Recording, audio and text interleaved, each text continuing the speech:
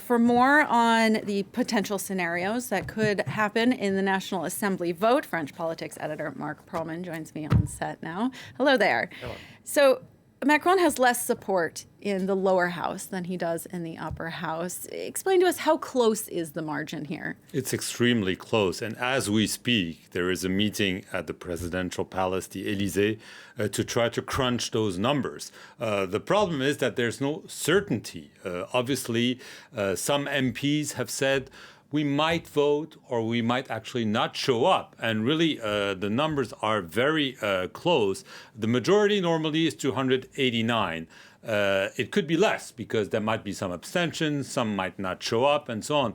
The government needs around 285 to 87 votes to be on the safe side, but they might not risk it because if they don't have a majority, they might use what's known in Parliament as the nuclear option, Article 49.3, where essentially you have a blocked vote, meaning the bill becomes law. In exchange for that, there is a motion of confidence for the government that if it is adopted, means there are new elections in France. So as we speak, there's probably a decision.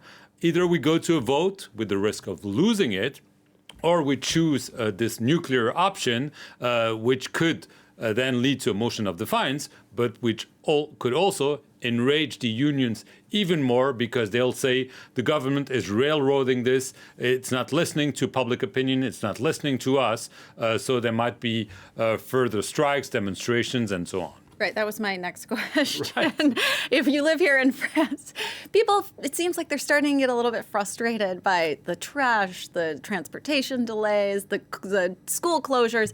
How likely is it that these are going to continue? Well, obviously, the government is counting on people getting fed up. That's what it wants. He said, okay, we don't want strikes anymore. We want, okay, if this is adopted, then what else? And the government is counting on this. It is also hoping to fracture the unions because they've been unprecedentedly united during this fight. But some more moderate or reformist, name it as you want, unions have said, well, if this is adopted, obviously it might not be legitimate, but it becomes legal. And so it's going to be much more difficult to continue fighting it. Some other unions have said, well, we'll continue. There's no reason for us to accept. We know that 2/3 of the French are opposed to this reform. And until now, a majority of the French are in favor of the strikes and demonstrations. So it's not now that we should let the government have its own way. The government is hoping that, okay, once it becomes built, there's another issue. There's war in Ukraine, there's inflation, and so on and so forth. And Emmanuel Macron is very keen really to open a new chapter, maybe talk about other reforms he wants to implement. But even if it is adopted today, this is by no means the final word.